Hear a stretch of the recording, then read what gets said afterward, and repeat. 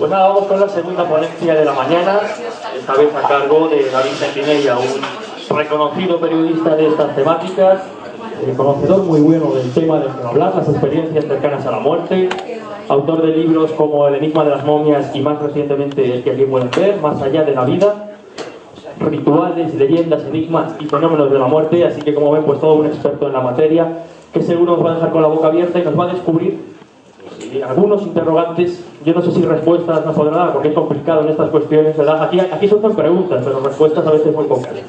Así que sin más, pido un fuerte aplauso y espero que disfruten de la ponencia.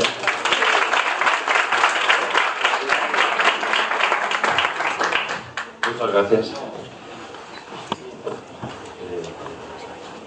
Bueno, primero me gustaría agradecer a Jesús Ortega, el que me haya invitado para venir aquí a Cuenca, a un evento de estas características, sobre todo, porque, como bien reza el eslogan del Congreso, es un homenaje a Fernando Jiménez del Oso, un grandísimo divulgador.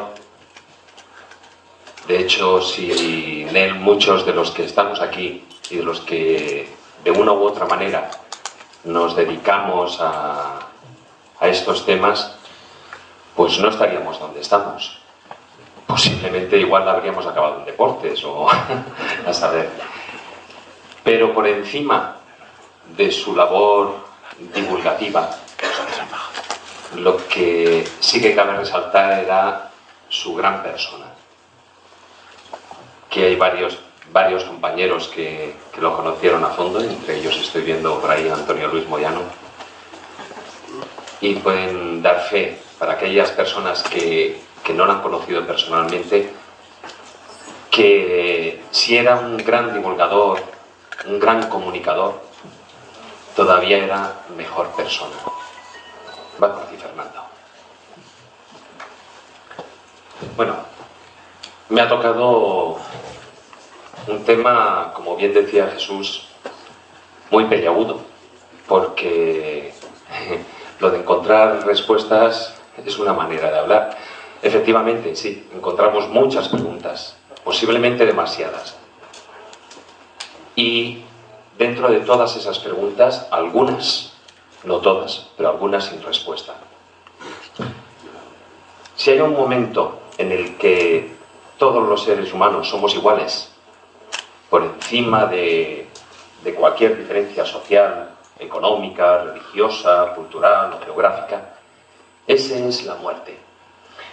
Y a diferencia del resto de los seres vivos, el hombre es el único que aparentemente tiene conciencia de que ha de morir. En mayor o menor medida todos pensamos en la muerte, en qué ocurrirá pues el momento de su llegada, qué hay después de traspasar ese umbral. Porque si hay algo cierto, queridos amigos, es que la muerte nos llega a todos. Es la duda existencial por excelencia, y cuanto mayores nos hacemos, mayor es nuestra preocupación ante su inminente llegada. Pero, ¿qué es la muerte? Morimos cuando dejamos de respirar, el corazón deja de latir y desaparece lo que es la actividad eléctrica de nuestro cerebro, es decir, lo que en términos de pruebas médico-científicas se traduce en un electroencefalograma plano. Pero bueno, ¿es esto suficiente? ¿Dejamos de existir solo porque lo diga una simple línea continua? ¿Qué ocurre con esa otra parte que llamamos alma? Tenemos la sensación de que todo lo que se destruye no es lo que realmente somos, y que esa parte que las diferentes culturas, religiones y filosofías han llamado de 1000 formas diferentes a lo largo y ancho del planeta, pues alma, espíritu, yo superior, etc. Esa parte inmaterial, ese principio vital, puede que no se rija ni esté sometido a las mismas leyes de la materia, y que al fin y al cabo sea temporal, y quién sabe si inmortal. Por ello la muerte, aún más que la vida, es un enigma que permanece lleno de interrogantes. donde lo increíble y lo certero se encuentran y se fusionan. Y es que, como decía mi estimado maestro, amigo y mentor, don Fernando Jiménez del Oso, la muerte es la auténtica puerta del misterio. A través de ella, pues nos esperamos encontrar a ese supuesto Dios del que nos hablan todas las religiones, esa fuerza creadora, infinita, fuente y origen de todo el universo, que nuestra mente ni tan solo es capaz de imaginar, solo de presentir. Por eso, todos, aun quienes opinan que no existe un más allá, esperamos, expectantes unos, angustiados otros, a que llegue ese momento y nos sea revelado el gran misterio que hay después de nuestra existencia. Todas las religiones han tratado de encontrar un sentido a la muerte y se han esforzado en explicar sus innumerables misterios, es decir, la existencia del alma, su inmortalidad, el camino que deberá recorrer hasta llegar a su purificación, el lugar donde habrá de permanecer, la resurrección, el renacimiento, la reencarnación, etc. Sin embargo, esa misma realidad que es la muerte se vive de manera muy diferente dependiendo de la cultura y de la religión que haya en cada lugar geográfico y en cada sociedad. Por ejemplo, las grandes religiones monoteístas, estamos hablando del judaísmo, el cristianismo y el islam, por supuesto, pues optaron por la resurrección, mientras que en las filosofías orientales se sostiene el concepto de la reencarnación. Si echamos una mirada al pasado, veremos que los antiguos egipcios y los tibetanos pues dedicaron gran atención a ese tránsito hacia la otra vida. Los egipcios con los textos mágicos de las pirámides y de los sarcófagos, lo que conforman el libro de los muertos egipcio. Y los tibetanos con el Bardo Todo, más conocido como el libro de los muertos tibetano, escrito en el siglo VIII a.C., y en el que se explica todas esas fases del proceso en el que el alma habrá de pasar hasta alcanzar la nueva reencarnación. También en la mayoría de los pueblos, bueno, pues han equiparado a la muerte con un viaje que el difunto, entre peligrosas aventuras, tendrá que transitar hasta llegar a ese otro mundo, el de los muertos, el más allá. Para ello, disponían en su sepultura pues fórmulas mágicas, amuletos, armas y demás utensilios para asegurar que el fallecido lograra efectuar ese viaje sin percances y saliendo victorioso de cualquier contienda. Y como no, también en muchas de las culturas se ha practicado la momificación artificial, esperando mantener el cuerpo físico vivo, entre comillas por supuesto, para que fuera utilizado a su regreso por ese alma retornante. Sin embargo, y frente al fracaso de las tres grandes religiones monoteístas por explicar de manera convincente qué ocurría tras la muerte, fue a partir de la década de los años 60 del pasado siglo XX que tuvo lugar un punto de inflexión en la moderna sociedad occidental. La erupción de las filosofías y religiones orientales que aportaron una nueva visión sobre la vida, sobre la muerte y sobre el más allá. Términos como reencarnación, samsara, karma, nirvana, pues eran términos milenarios, más antiguos que el Islam e incluso que el propio cristianismo. Pero finalmente fueron las investigaciones sobre las experiencias cercanas a la muerte por parte del médico psiquiatra y filósofo norteamericano Raymond Moody las que consiguieron dar un giro a la opinión escéptica de nuestra sociedad occidental e hicieron que científicos de todo el mundo abriesen su mente a la posibilidad de una vida en el más allá e incluso que muchos de ellos iniciaran sus propias investigaciones al respecto. Desde entonces, pues, trabajos como los de Elisabeth Kübler-Ross, Kenneth Ring, Carlos Osis, Gina Germinara, Edifiori, bueno, entre otros muchos, pues han ofrecido una alternativa científica que apoya la existencia del alma y la de una vida después de la muerte. Para entender todo esto, vamos a ver ahora brevemente algunas de las muchísimas referencias históricas que existen, y vamos a comprobar que la creencia en el más allá y la realidad de las experiencias cercanas a la muerte no es algo moderno. Bueno, en primer lugar, es inevitable hacer una pequeña referencia a la civilización egipcia. La muerte en el antiguo Egipto era un proceso de metamorfosis alquímica donde se revelaba ese otro mundo, la otra cara de la vida por donde viajaban la luz y el ser resucitado, donde nada era producto de creencias, sino de conocimiento.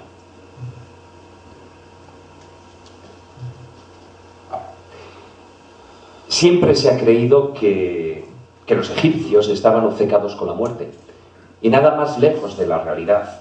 Ellos amaban la vida por encima de todo, y por eso recurrieron a la magia y a la momificación con el fin de vivir eternamente.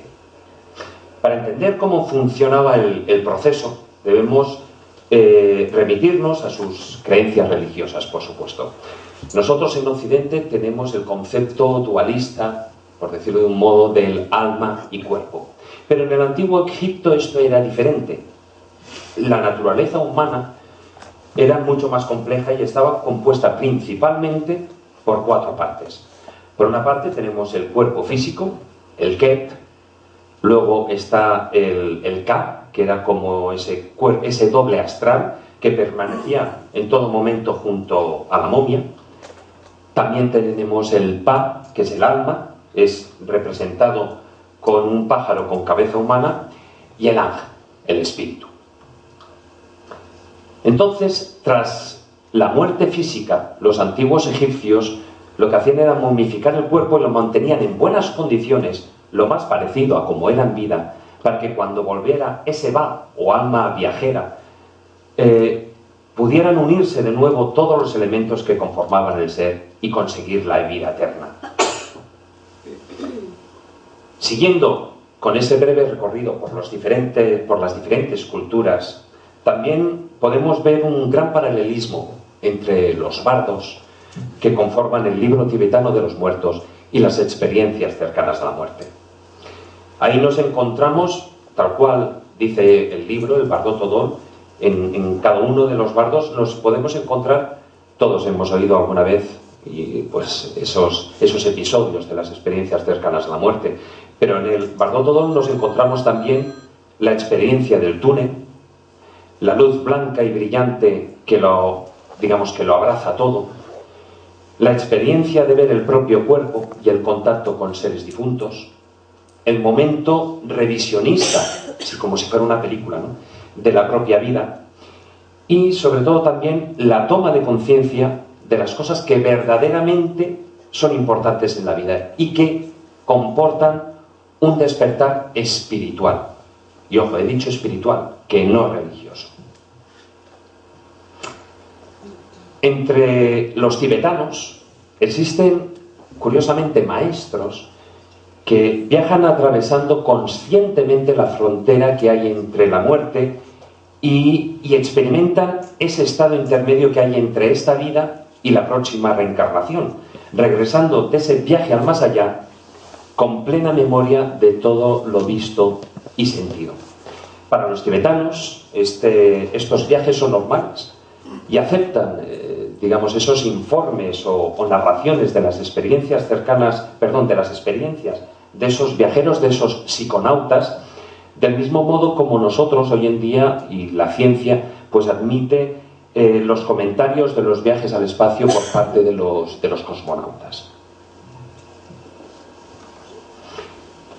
Hemos estado en Egipto, nos hemos ido al Tíbet y ahora vamos a otra de las antiguas culturas. Estamos hablando de la griega. Ahí en el 10º libro de la República, Platón nos habla del mito de era es un soldado griego que tras la batalla es dado por muerto y es colocado sobre una pira funeraria. Afortunadamente para él, al cabo de un tiempo vuelve a la vida y justo a tiempo para no ser incinerado. Bien. Entonces, una vez que regresa a la vida, describe con gran detalle su viaje por el más allá. Su alma sale del cuerpo y se une a otros espíritus que se van desplazando a través de túneles y pasadizos. Estas almas van siendo detenidas y juzgadas por entidades divinas según sus actos en la vida terrenal. Él, sin embargo, no es juzgado, ya que esos seres luminosos le dicen que debe regresar para informar a los hombres acerca de ese otro mundo. En ese momento es cuando él vuelve a la vida y al verse en la pira funeraria junto al resto de los cadáveres fallecidos en la batalla, pues se da cuenta de que lo habían dado por muerto. En fin, no voy a extenderme mucho más con el tema. De hecho, encontramos referencias a las experiencias extracorporales y a las experiencias cercanas a la muerte en casi todas las religiones y en los textos sagrados. Por supuesto, también las encontramos en la Biblia, ¿no? Particularmente, yo creo que, como también apuntan otros investigadores de las experiencias cercanas a la muerte, muchos de los conceptos que aparecen en las escrituras de cualquier religión, podríamos ver pues figuras divinas de luz, los ángeles, el encuentro con los antepasados, el infierno, etc., pues podrían ser la consecuencia directa del testimonio de personas que sufrieron experiencias cercanas a la muerte y que una vez vueltas a la vida relataron lo vivido de ese más allá, ¿no? Sus testimonios, en ese caso, pues habrían sido casi con toda seguridad integrados en lo que sería el imaginario popular, en la estructura de creencias de cada una de las culturas y, por supuesto, en la propia religión.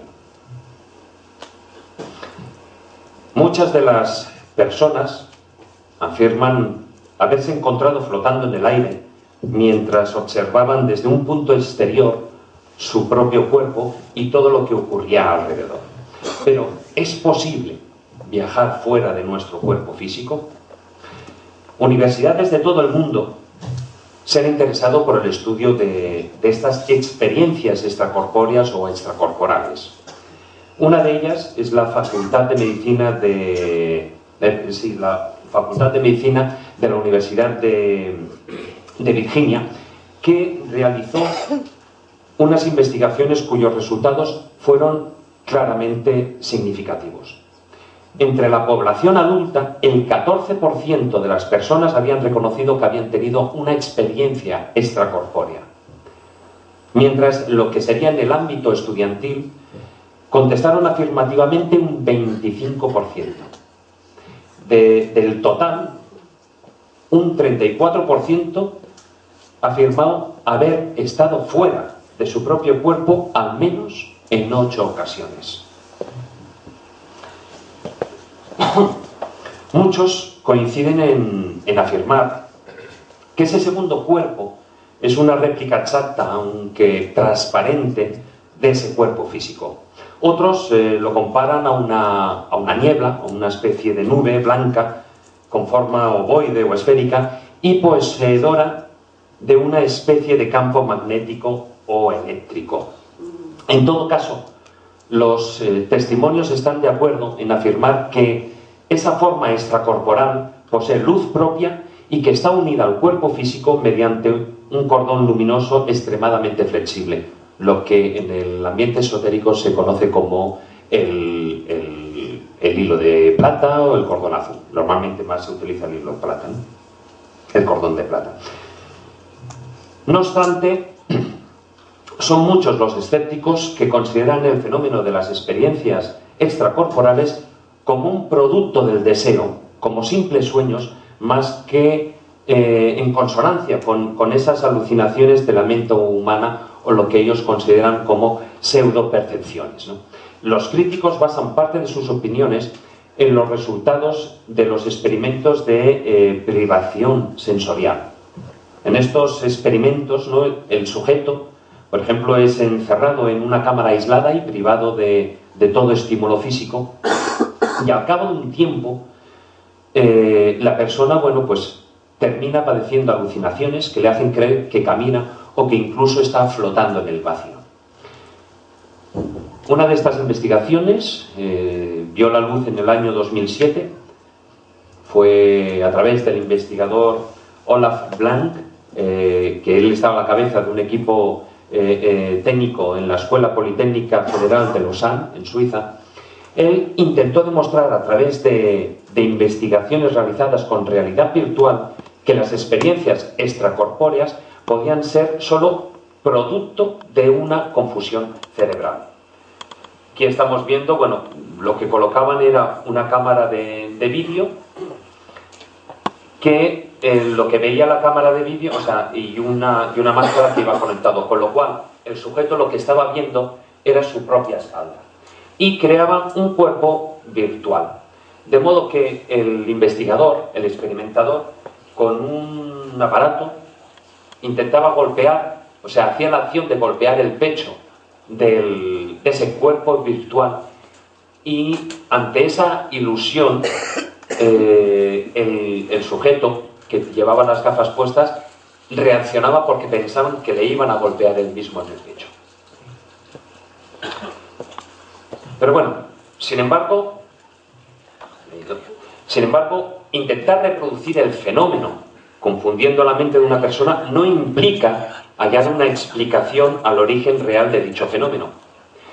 Porque, ¿cómo explicar que algunas personas consigan, sin moverse de la cama en su casa o en la de un hospital, trasladarse a otros lugares y saber qué está ocurriendo ahí?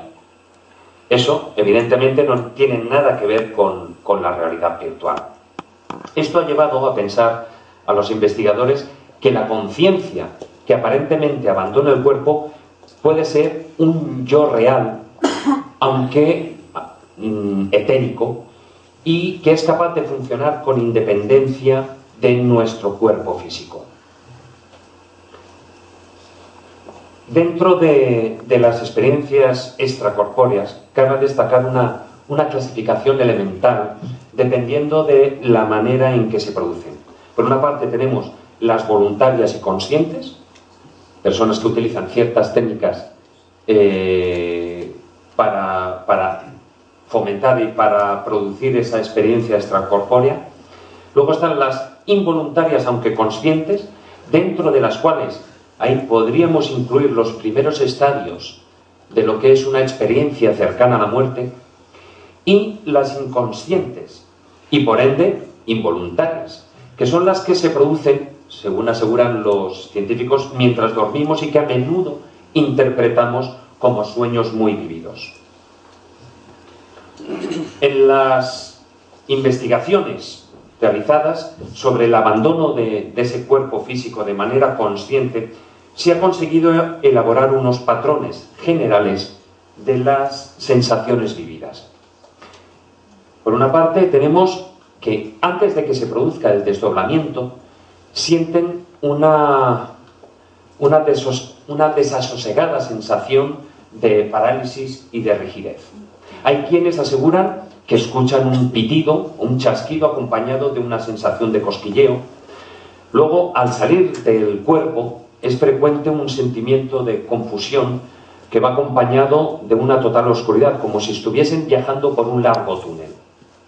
A continuación, se toma conciencia de ese desdoblamiento cuando el sujeto observa desde un punto exterior el propio cuerpo. Normalmente esa visión es desde arriba, ¿no? Algunos aseguran haber contado con la ayuda y protección de otra entidad incorpórea en esa salida astral.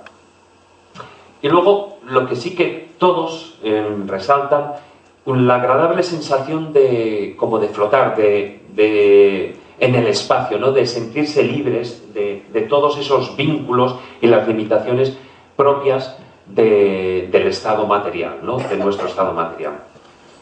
Otro aspecto a tener en cuenta es la duración de las experiencias extracorpóreas.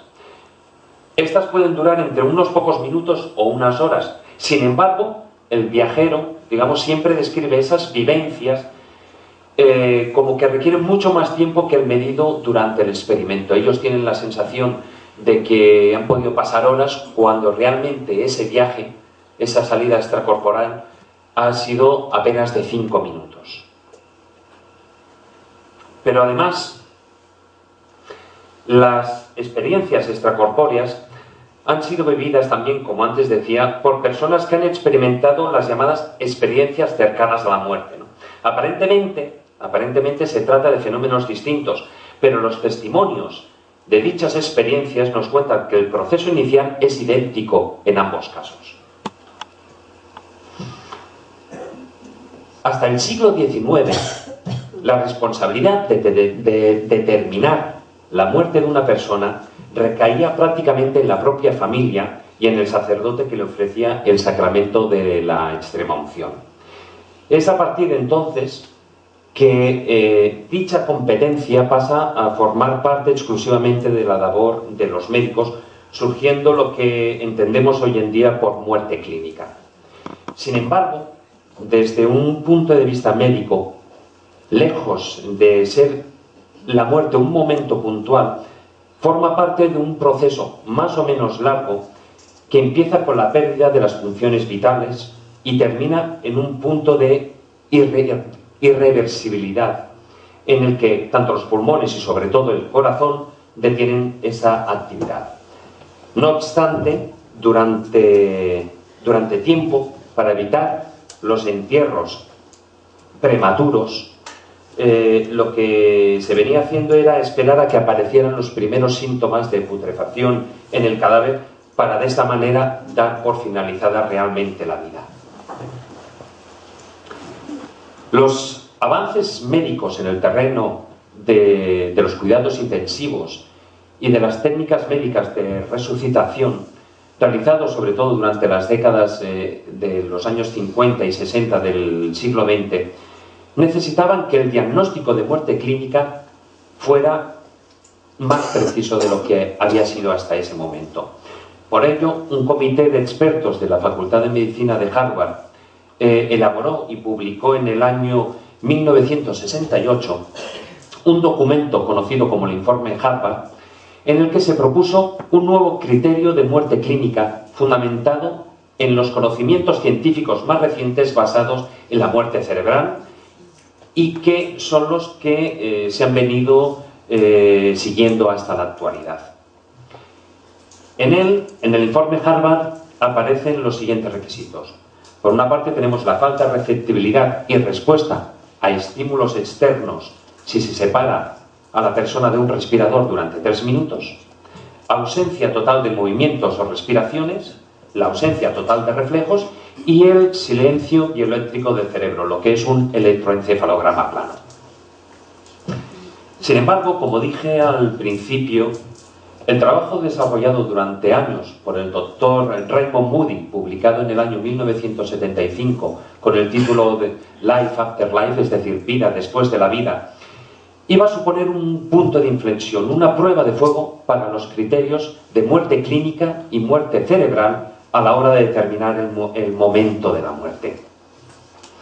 El doctor Moody había observado que algunos pacientes que habían estado en el umbral de la muerte o que incluso se les había diagnosticado muerte clínica a causa de una parada cardíaca o en una intervención quirúrgica o en un accidente, relataban haber visto y oído todo lo que acontecía durante ese tiempo, dando detalles increíbles de lo sucedido y narrando incluso las conversaciones que habían mantenido el equipo médico, bien en el quirófano o el equipo de reanimación. Con el tiempo se han venido estableciendo lo que podríamos llamar los elementos comunes de una experiencia tipo, de una experiencia cercana a la muerte tipo, ¿no?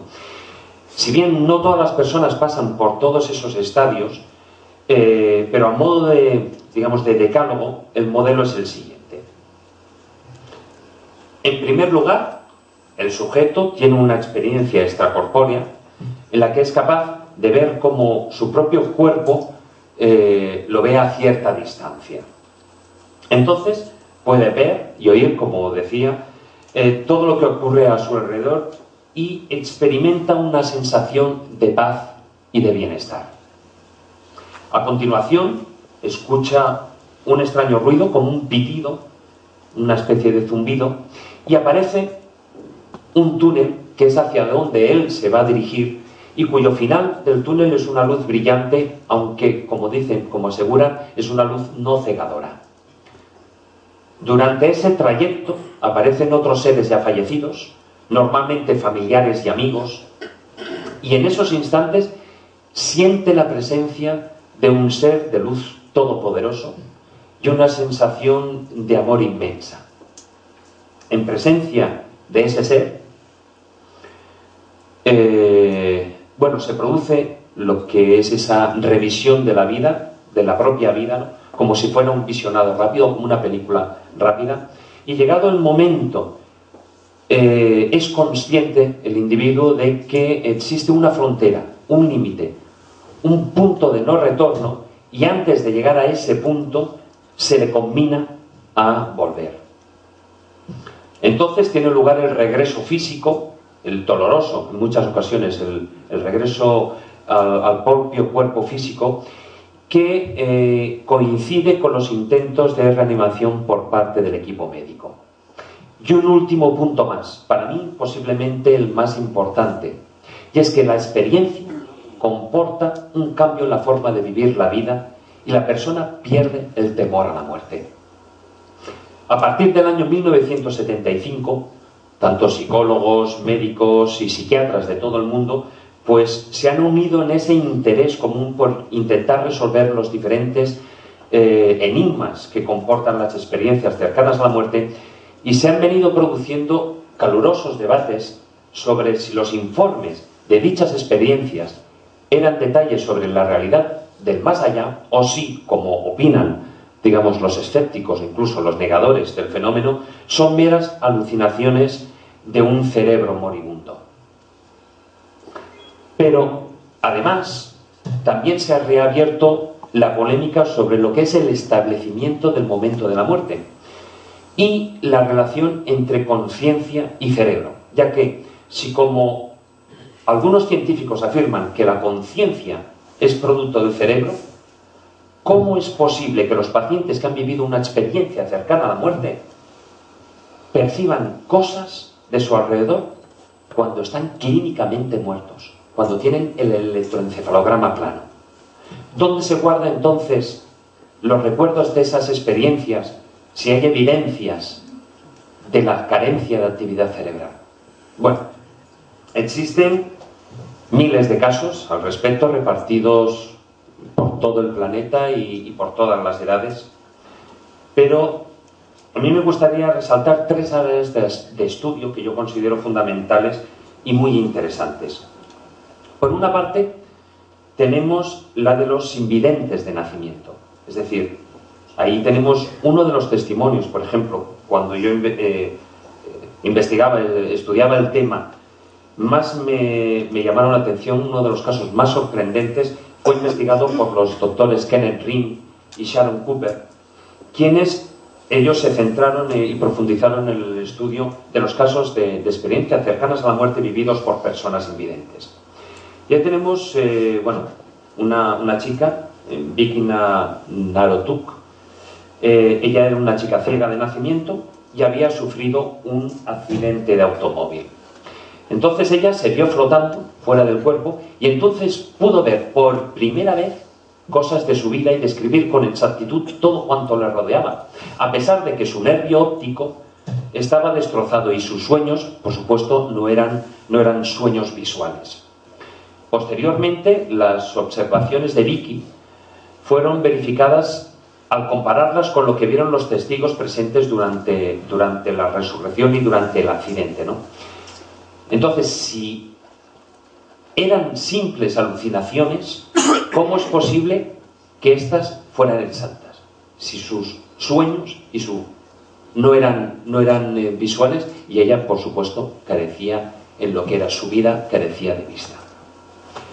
Otra de las más interesantes áreas de estudio dentro de las experiencias cercanas a la muerte es, sin lugar a dudas, las vividas por los niños. sobre todo porque a menudo son demasiado jóvenes como para comprender lo que es el concepto de la muerte. A día de hoy no existen, y es muy difícil que se puedan obtener, pues porcentajes, datos sobre lo que es el porcentaje de los niños que han tenido este tipo de experiencias. Pero está claro que muchos han descrito detalles precisos que ilustran lo que sería ese modelo de experiencia cercana a la muerte. Esas experiencias que ellos han tenido a menudo son recordadas en lo que es el transcurso de sus juegos y lo tienen durante un periodo de tiempo prolongado. Es común que, por ejemplo, los padres asistan, alucinados cuanto menos, a las narraciones de sus hijos, que de repente, bueno, pues comienzan a hablar o hacen referencia pues al día que murieron. Hecho que, bueno, pues normalmente tiene lugar muchos meses después de que acontecieran los sujetos que llevaron al niño al borde de lo que es la muerte. Incluso en muchos de estos casos, la sorpresa de los padres es mayor, ya que premeditadamente habían omitido hacer cualquier referencia sobre el trance que había vivido el niño porque era muy pequeño, con tal de que no causarle ningún trauma, y en algunos de estos porque evidentemente eran demasiado jóvenes para tener claros y para poder entender lo que es el concepto de la muerte o ese hipotético más allá, ¿no? Aún así, y en líneas generales, las experiencias cercanas a la muerte en niños han sido estudiadas ampliamente por un doctor, en Melvin Moores, y parecen seguir las mismas pautas que las vividas y recortadas bueno, por los adultos, ¿no? Aunque sí que hay pequeñas salvedades, por otra parte, lógicas. Por una parte tenemos el diferente vocabulario que utilizan los niños para describirlas, por supuesto no tienen nuestro mismo vocabulario, y luego que en un alto porcentaje el trance vivido va siendo olvidado a medida que los niños van creciendo. Incluso cuando llegan a un periodo de adolescencia se les olvida totalmente. Y hay una tercera área de estudio que es el de las operaciones programadas. El caso más increíble es el de la cantante Pam Reynolds, una cantante y compositora estadounidense, que a causa de un grave aneurisma cerebral en la base del cerebro tuvo que ser intervenida quirúrgicamente con una circulación extracorpórea y, como decía, en una operación programada. Entonces, el equipo médico puso el cuerpo de Pam a una temperatura alrededor de los 14 grados centígrados.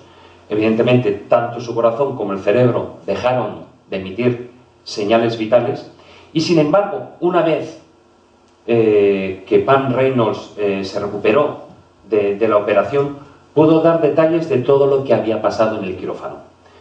Dijo haber sido testigo de la operación como si flotase por encima de su cuerpo, y la información que ella dio pudo ser corroborada al 100%. Posiblemente, como decía, se trata del caso más documentado de la historia y que refuta la hipótesis de las alucinaciones y que aporta, por supuesto, más pruebas concluyentes sobre las experiencias cercanas a la muerte.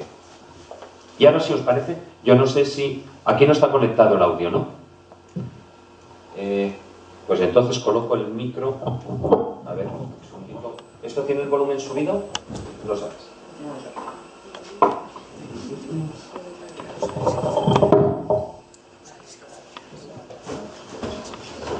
Lo estoy subiendo.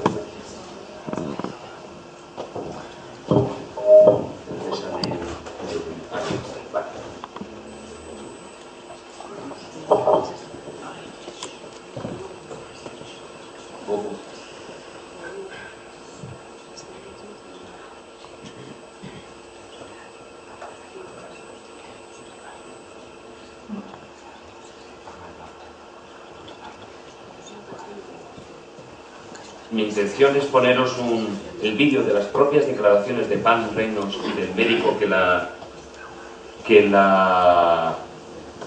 Ahora. No. Nada, ¿qué pasa aquí?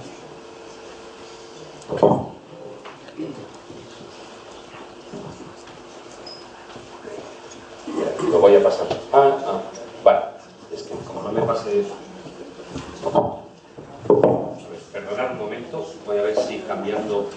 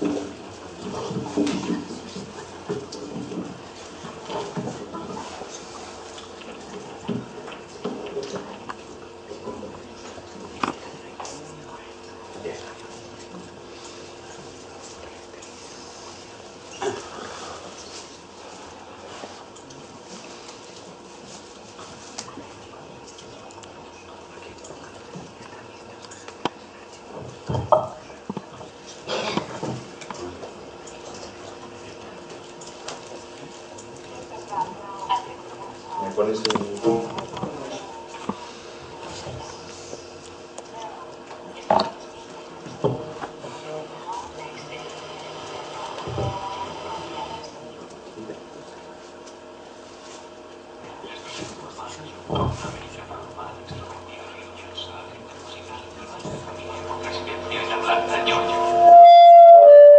Lo siento.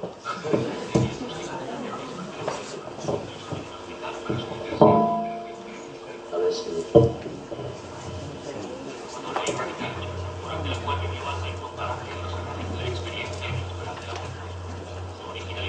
No sé dónde, ¿no?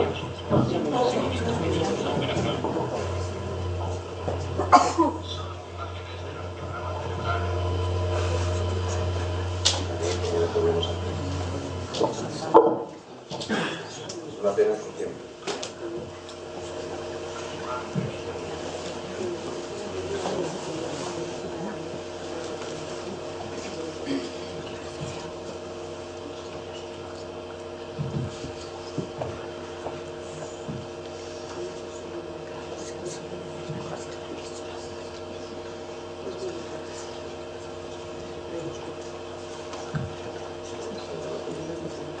Lo tienes subido en...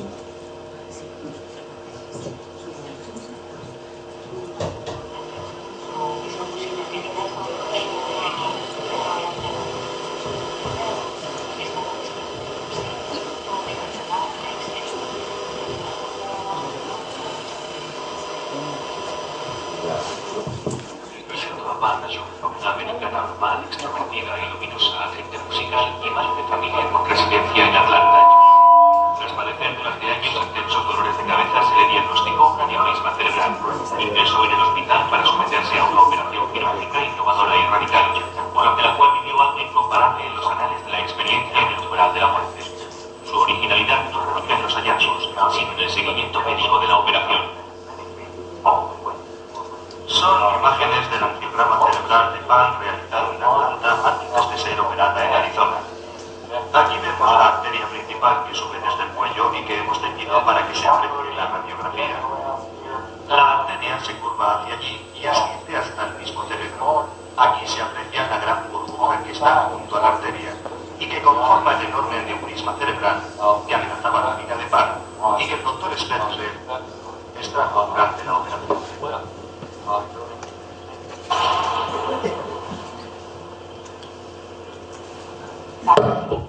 Me trasladaron. Recuerdo que estaba helada cuando me trasladaban en camilla. Totalmente congelada. De aquel momento no recuerdo absolutamente nada. ¿Qué recuerdos tiene de la operación? Recuerdo que vi un sonido. Un sonido que era un rey en la escala musical. Luego el sonido subió picado por la escala.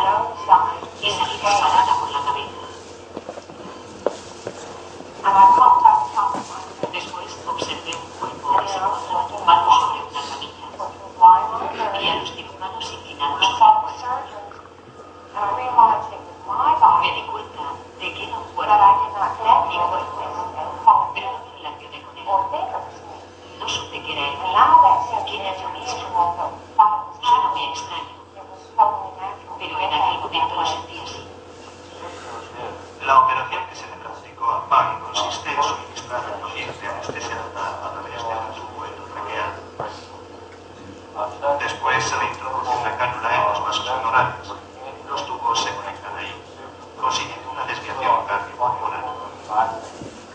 Luego se enfría su cuerpo hasta una temperatura de 14,5 grados centígrados. En este proceso de enfriamiento, su corazón se detiene, se produce una fibrilación ventricular y luego una parada total.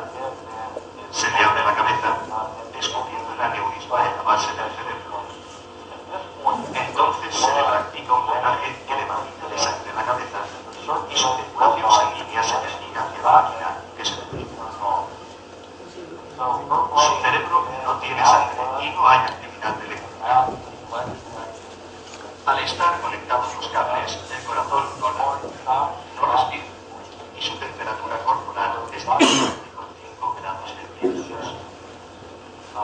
Cumple todos los requisitos para decretar su muerte corporal. Sentía como una presencia y me volví a mirar.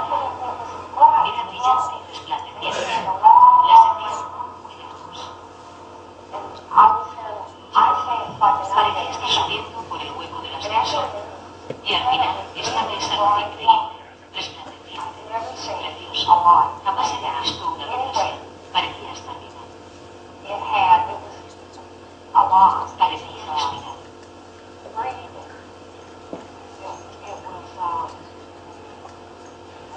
Me sentía en un cuarto y cálido y acogedor. No sentía ningún miedo. Era maravilloso. Me acerqué a la luz.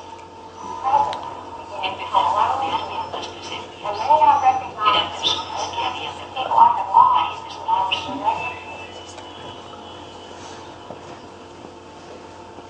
Lo curioso es que mientras que permanece sin sangre del cerebro, no hay actividad eléctrica. ¿Dónde estaba? Está muerta. Está viva. Está en el umbral de la muerte. Mientras iba en dirección a la luz, ella se purificaba. Reinaba la armonía. Se hacía líquida, plateada. Hubo un momento en el que solo debía volver al poder. Allí estaba. Y recuerdo una frase de un poder explosivo. Puedes despedirte si quieres, pero no lograrás mancharme. Y pensé que tortura es tremendo. Y luego, mi siguiente recuerdo consciente fue el de abrir los ojos y ver a mi familia. Bueno, siento que no sé qué tal lo habéis oído, si os habéis enterado. Yo desde aquí sí que... Ahora sí, bájame esto, porque si no...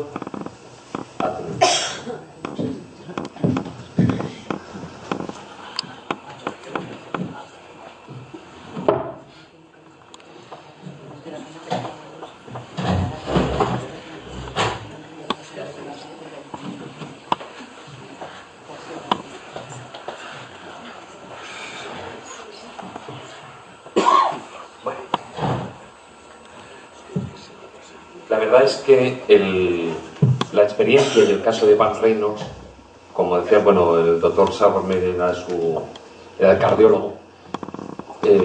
Brevemente, por si se os ha escapado alguna cosilla, como antes decía, la operación estaba programada porque, o sea, en todo momento sabían los médicos que ella iba a estar muerta, clínicamente muerta, durante un, no recuerdo exactamente el periodo, creo que no sé si eran 22 minutos, no recuerdo exactamente. Evidentemente, con eso conllevaba pues que tenían que cambiarle toda la sangre del cuerpo, ahí estamos con esa... y luego, por supuesto, también en los 14 grados y medio de temperatura corporal. Luego, cuando fue reanimada, es decir, lo bueno de este caso es que en todo momento estaba monitoreada, no solo por supuesto, para la operación, sino que ella había dado el visto bueno para que se hicieran todas las pruebas y, o sea, se recogieran todos los datos al respecto para intentar indagar esa experiencia cercana a la muerte. Pero bueno, en la actualidad existen tres grandes líneas de investigación científica con sus respectivas hipótesis para tratar de explicar o dar una respuesta al fenómeno. Por una parte, tenemos la que apoya que las experiencias cercanas a la muerte son experiencias reales con componentes trascendentales y espirituales. Luego está la hipótesis que considera que son causadas por un estrés psicológico relacionado con la cercanía de la muerte, y la que se produce a causa de algún tipo de desorden químico en el cerebro, lo que derivaría en alucinaciones. Este desorden químico podría ser producido por una anoxia, por una falta de oxígeno en el cerebro, por las drogas propias del cuerpo humano, las drogas del cerebro, ¿no? Pues la liberación de las endorfinas o de la serotonina como neurotransmisor, o luego una actividad eléctrica normal en lo que serían los lóbulos temporal y límbico. Bien, las hipótesis neurológicas, lo que es, en realidad solo llegan a explicar parcialmente y de manera aislada algunos de estos puntos de ese decálogo, ¿no? Ninguna explica con claridad la rotunda lógica que tienen las experiencias cercanas a la muerte, es decir, el túnel, el encuentro con los antepasados, incluso los reveladores diálogos que se pueden producir. En el caso de Pam Reynolds, ella lo explicaba referente a su tío. Los mensajes acerca del pasado, del futuro de la persona, incluso. Es decir, las experiencias cercanas a la muerte no se tratan de simples fenómenos neurológicos que se dan de manera aleatoria, sin orden y sin concierto, sino que siguen una compleja pauta llena de contenido y de simbolismo. No obstante, la única verdad hasta la fecha es que todavía desconocemos cómo y por qué se produce una experiencia cercana a la muerte. Ante ese enigma, la Universidad de Southampton puso en marcha en octubre de 2008 lo que es el primer estudio a gran escala sobre las experiencias cercanas a la muerte con el proyecto Conciencia Humana. Se trata, dentro de este proyecto, está el estudio AWARE, que está dirigido por este señor, por el doctor Sam Parnia, y está siendo llevado a cabo por un grupo internacional de científicos y de médicos de diversos centros hospitalarios y diversas universidades, tanto de Europa como de Norteamérica, que han unido fuerzas para analizar el cerebro, la conciencia y la muerte clínica.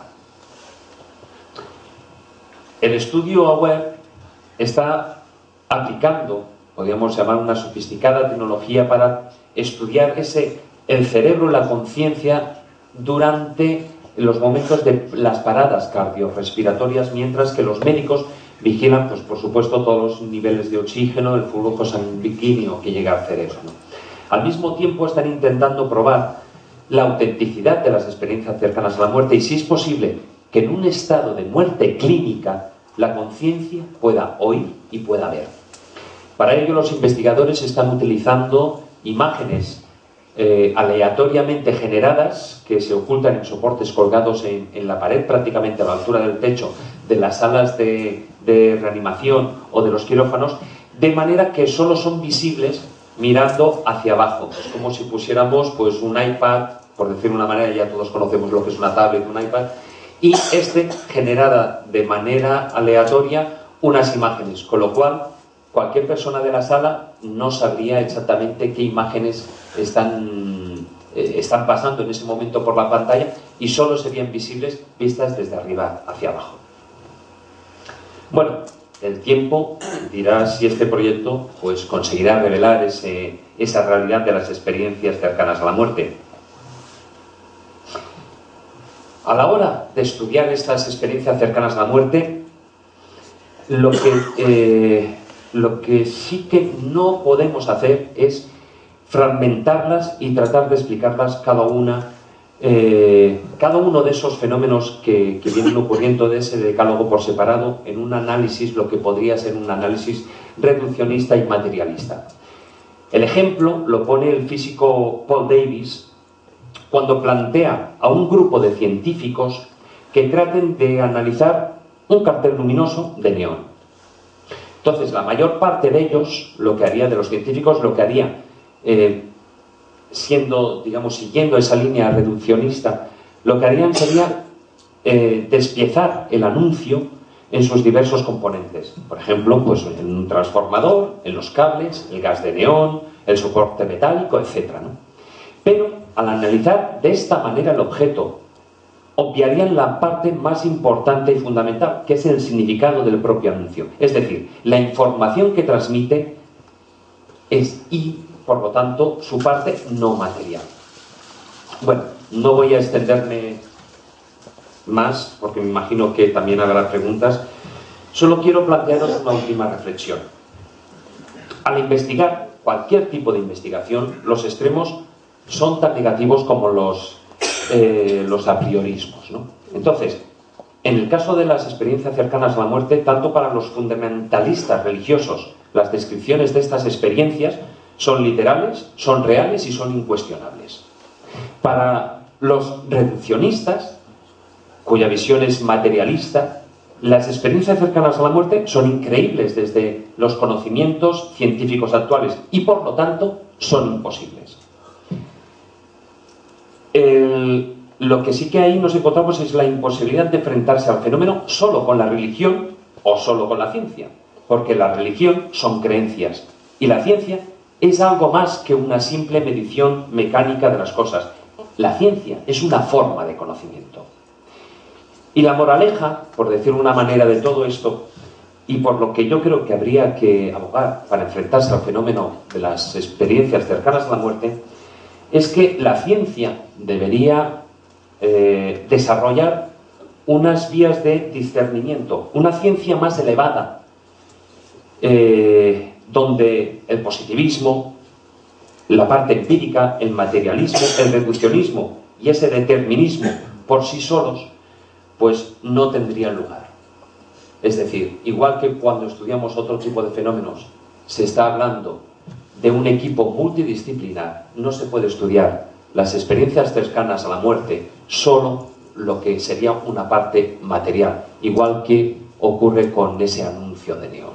Es necesario que, por decir una manera, filosofía, creencias y ciencia se unan para poderlas investigar. Muchas gracias por vuestra atención.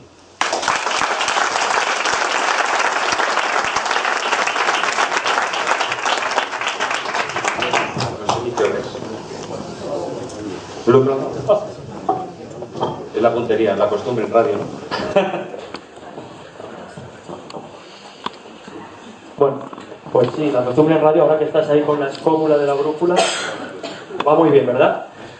Estamos encantados, sobre todo porque nos lo pasamos fenomenal haciendo el programa. Bueno, pues, ¿hay alguna pregunta para David? Sí, vamos a ver.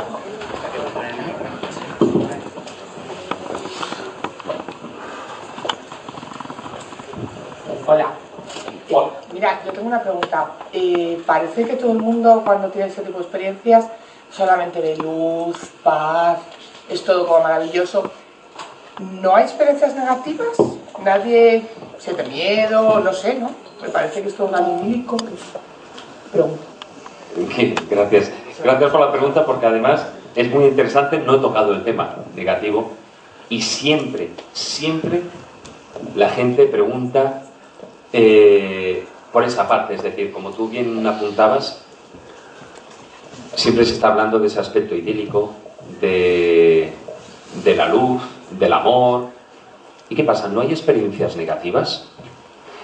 Sí que las hay. Lo que ocurre que en un porcentaje muy bajo. Se estima, estadísticamente estaríamos hablando de un 6%. Y es dentro de ese 6%, no es que fueran, por decirlo de una manera, simbólicamente hablando, experiencias que se estuviera, digamos, lo que todo el mundo podíamos entender por el infierno, etcétera, etcétera. No, son más experiencias que comportan una sensación desagradable. Pero sí que hay una cosa curiosa, fijaos. Por ejemplo, existen estudios sobre tanto en cuanto a suicidas, por ejemplo, que por lo que puede ser ese componente sociocultural, parece como que, y sobre todo religioso, el suicidio, por decir de una manera, está penado. Pero resulta que la inmensa mayoría de personas que han tenido un suicidio fallido y que han tenido una experiencia cercana a la muerte y la han relatado, esa experiencia ha sido positiva. Entonces, cuando se habla de las experiencias cercanas a la muerte negativas, ese pequeño porcentaje también se trata de personas que no admiten que ellos hayan pasado por ese fenómeno, por esa experiencia, e incluso como tal, ya no es por el miedo a la muerte o no por el miedo a la muerte, sino por cómo han vivido la vida, viven esa experiencia de manera negativa. O sea, que nadie piense que a lo largo de esa experiencia se va a encontrar con el infierno ni nada por el estilo. Lo que sí que han dicho, bueno, lugares oscuros, lugares en los que se sentían incómodos, experiencia desagradable, pero nunca en ningún momento, digamos, algo que podría suponer o algo relacionado con el infierno, ¿no? Si las positivas están relacionadas, entre comillas, con el cielo, esa parte negativa relacionada con el infierno. No, no existe esa conexión. Lo mío es que fui operada y según los médicos fue todo bien, pero yo me vi, como usted ha descrito, ¿no?, fuera de mi cuerpo y veía que estaba en parada cardíaca diciendo los miligramos que me tenían que poner y haciéndome la rehabilitación. Luego pregunté cuando desperté, pero no sentí miedo ni nada. Yo lo veía todo como el que está viendo una película, ¿no?, que a mí no me incumbía, pero yo veía mi cuerpo y yo veía la rehabilitación que me estaban haciendo. ¿Y por qué los médicos luego no quieren hablar del tema? A ver, ¿tú viste u oíste en algún momento que te dieran por muerta clínicamente? Sí, estaba diciendo que se nos va, que se nos va. Es una cosa que se nos va. O sea, me refiero, ¿tú veías el electroencefalograma plano? Plano, parado, y el pitío, y cuando ya está muerto.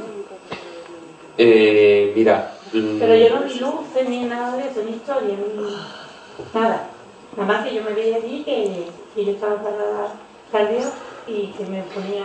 Fijaos que en la charla yo he estado hablando de experiencias extracorporales y de experiencias cercanas a la muerte. Antes decía que en principio son dos fenómenos distintos. Lo que sí es cierto es que en parte están unidos, o podríamos hablar de que esas experiencias extracorpóreas forman parte de ese primer estadio de lo que luego se puede convertir en una experiencia cercana a la muerte. O incluso se puede dar sencillamente esa experiencia extracorporal, pero no existir el electroencefalograma plano.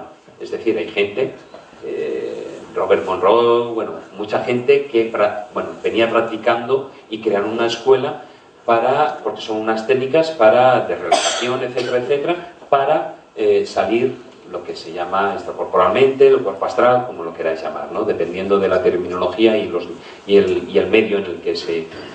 Pero los médicos, muchos, no es que nieguen el fenómeno, lo niegan de puertas para afuera. Por ejemplo, hablando con doctores que están tocando el tema, podría estar, bueno, doctor Gaona, que es un psiquiatra que ha sacado recientemente un libro, Al otro lado del túnel, se llama, bestseller de mucho éxito, sobre todo porque es un psiquiatra y, por decir de una manera, se juega el tipo con ello. Él lleva muchos años investigando, y propios compañeros que en principio, bueno, pues un traumatólogo, esto, lo otro, a priori no dicen nada, pero luego de repente, a solas, tomando un café, oye, ¿tú qué estás con esto? Es que mira, no digas nada, tal, pero yo es que tuve una experiencia y entonces la narra. Pero en petit comité. Pero yo ya creo miedo porque cada vez que me van a operar le digo, cuidadito que me pasó esto, Entonces ya lo pongo de hermano. Pero volviste. ¿Tú lo consideras una experiencia negativa? No. ¿O te asustaste sencillamente por verte fuera? Yo lo veía todo normal y no estaba ni asustado en nada. Cuando dije que estaba en fila muy relajada y ya dije, uy, ya me voy a operar. Pero sí vi que estaba parado y decía que se nos va. 40 miligramos, no me acuerdo la palabra lo que era, pero yo veía que estaba parado y que pitaba. Vamos, muerte. Pero yo no vi nada. Pues bienvenida. No vi nada más. Y gracias por contarnos, porque normalmente la gente hoy en día sí que ya es más abierta, pero le cuesta mucho contar ese tipo de experiencias. Sobre todo porque ahora la sociedad ha ido cambiando, hay mucha más información, pero antes, desgraciadamente, igual que la persona que tenía algún tipo de fenómeno paranormal en casa o a nivel familiar, no lo contaban porque dicen, es que me van a tomar por loco. Y en el tema de las experiencias cercanas a la muerte sucede lo mismo. Hola, buenos días. Levanta el brazo, que no te veo. Aquí. Ahí. Es que me gusta tenerte fichado. Mi pregunta era en relación a si las experiencias negativas vienen dadas por una actitud o una predisposición a vivir este tipo de experiencias de forma pues extraña o ajena. No sé si me he explicado bien. No sé si te estás refiriendo al tipo de vida que ha llevado el sujeto o si la persona, o sea, me refiero si ha llevado una vida licenciosa o ha sido un malaje o un hijo de puntos suspensivos, etcétera, etcétera. O si te estás refiriendo a si esa persona tiene miedo a la muerte o no cree en esas experiencias y por eso se convierten en negativas. Más bien la segunda... La madre era más atractiva la primera. Bueno, pues cuéntanos las dos, a ver qué te parece. Porque es que, sí, que si por ser malos uno vive pues la experiencia de forma negativa, o si uno por ser temeroso del más allá vive la experiencia de forma negativa. No guarda relación. Antes he comentado algo. Sí que es cierto que hay personas que se encuentran ante el fenómeno y no saben cómo enfrentarse a él. Pero sí es cierto que el fenómeno de una u otra manera les acaba cambiando la vida. Porque aunque haya sido a través de una rendija y no hayan tenido los dos pies en el otro lado, sí que han visto a través de esa rendija qué hay al otro lado.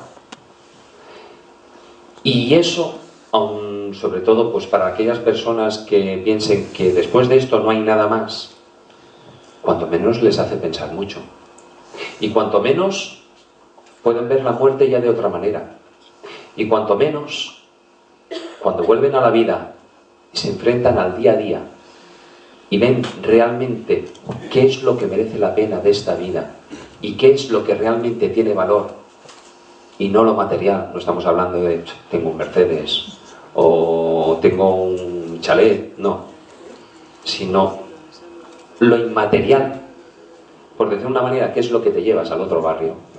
Entonces, eso hace cambiar su vida. O sea, sí o sí. Sí. Bueno, vamos con la última pregunta ya, porque se nos echa el tiempo encima y... Hola, buenos días. Hola, buenos días. Conectando un poco con lo que has dicho al final, justo ahora, y a lo mejor se sale un poco de sus referencias, pero ¿no sería mucho más interesante también saber cuál es el sentido de la vida?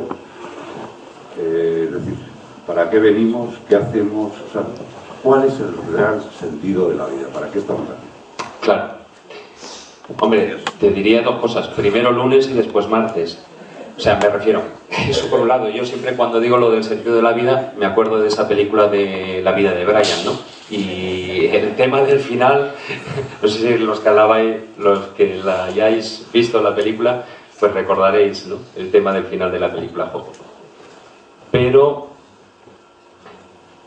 yo creo que tenemos que ir pasito a pasito. Es decir, por eso, por ejemplo, no podemos, lo que sí que no se puede hacer es obviar y la ciencia por un lado y la religión por otro, sea la religión que sea, porque incluso para mí, en definitiva, todas las religiones parten de un punto. O sea, a mí me da igual que le quieras llamar Dios, Alá, Gaia, yo que sé, Zaratustra, me da igual. Hay un Dios. Luego la sociedad, las circunstancias, la historia, pues hacen que reciba diferentes nombres, ¿no? Pero en definitiva es lo mismo. Entonces, yo no creo que la ciencia tenga que ir por un lado y las creencias y las religiosas por otro, porque de esa manera nunca vamos a avanzar, nunca vamos a ver esa otra parte, esa parte inmaterial del fenómeno. Bueno, pues sí, pues, no. Sí. Hablando del sentido de la vida y siendo estas unas jornadas en homenaje a Jiménez del Oso, él decía que mira que había visto veces la película de los Monty Python, El sentido de la vida, y que aún así no había manera.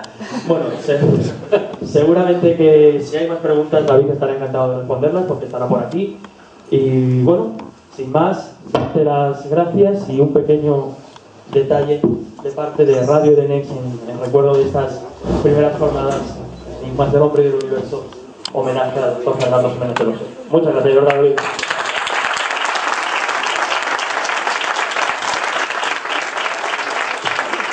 Bueno, y ahora damos, pues si os parece, 5 o 10 minutitos de descanso y volvemos con Bruno Cardeñosa, que nos va a hablar de quién mueve los hilos. Algo bastante necesario en los tiempos que corren. Hasta ahora.